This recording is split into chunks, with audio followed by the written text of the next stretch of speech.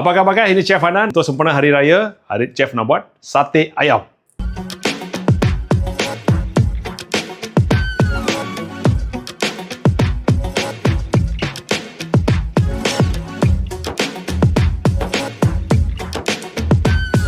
Okey guys, first kali kita tengok bahan untuk kisar. Di sini chef ada 4 batang serai dipotong halus, 1 inci lengkuas, 1 inci halia, 4 ulas bawang putih dan 1 sudu besar biji ketumbar. Kita akan kisar bahan ini hingga lumat dan simpan ke tepi. Mangkuk yang lain pula chef masukkan 600 gram isi dada ayam dan kita terus masukkan bahan yang kita kisar tadi. Terus chef tambahkan 2 sudu besar serbuk kunyit, setengah sudu serbuk jintan manis, setengah sudu serbuk jintan putih, garam secukup rasa dan 60 gram gula perang. Sekarang kita akan gaul rata semua bahan-bahan ini dan kita akan biar rehat sisi sate ayam ni selama 1 hari. Ini kena tunggu atau kurang-kurang 12 jam. Keesokan hari chef mula cucuk sate ayam kita. 1 lidi sate chef cucuk 3 daging ayam. Kalau kamu notice sate ayam chef tidak ada kulit ayam atau lemak sebab chef nak buat sate yang lebih healthy lah. Nanti chef akan bakar sate ni pakai non-stick pan aja sebab chef duduk ke apartmen, tidak boleh pakai arang ke apa-apa ke dalam rumah. So saya pakai non-stick pan lah. Kalau rumah ada air fryer pun boleh pakai pakai air fryer bakar sate ni.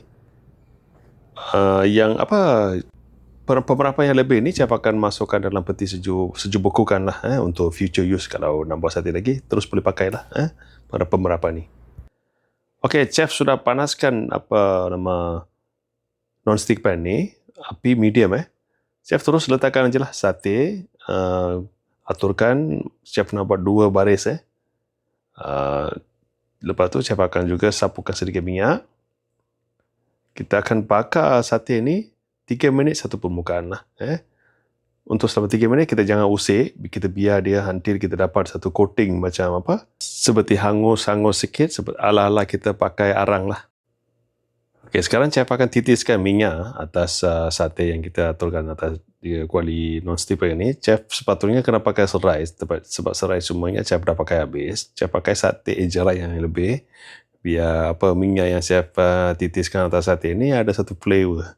Kalau you ada serai yang lebih, chef recommend pakai serai yang diketuk sikit, cicah minyak ni titis atas sate, baru wangi. Chef buat begini sebab chef tak ada lagi stok serai lah. Okey, dah lebih kurang 3 minit, chef sekarang terbalik-balikkan sate ni. Nampak tak guys? Nampak hangus-hangus begini, ala-ala seperti kita pakai bakar atas arang kan. Dia punya efek dia lebih kurang macam pakai arang. Lagipun bau sate ni kalahkan sate kajang Haji Samuri tu. Betul-betul wangi, satu rumah wangi sate ayam ni. Setelah terbalikkan semua sate, kita masak lagi 3 minit. Ikut proses yang sama lah 3 minit. Lepas tu sebelum kita angkat sate, pastikan sate ayam masak sebab mungkin suhu dia tak balance pastikan sate ayam ni masak. Satu lagi guys resipi ni boleh juga pakai untuk sate daging, sate kambing kalau nak pakai sate daging, tambahkan lagi kecap pekat manis lah, kasih warna kehitam-hitaman sikit. Selain itu semuanya sama ya guys Okey guys, sate kita sudah masak. Sekarang boleh angkat dan kita boleh hidangkan bersama kuah kacang yang chef upload baru-baru ini.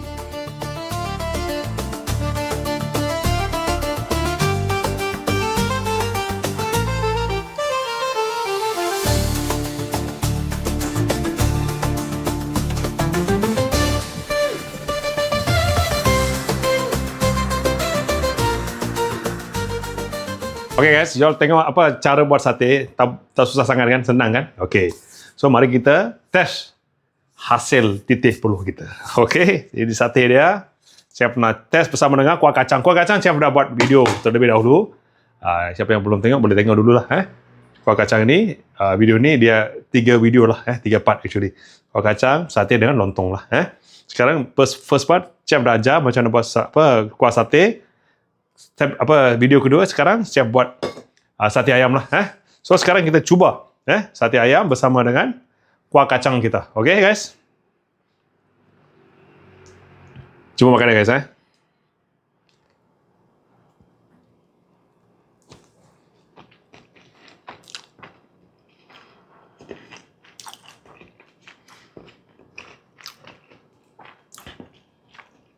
Perfect.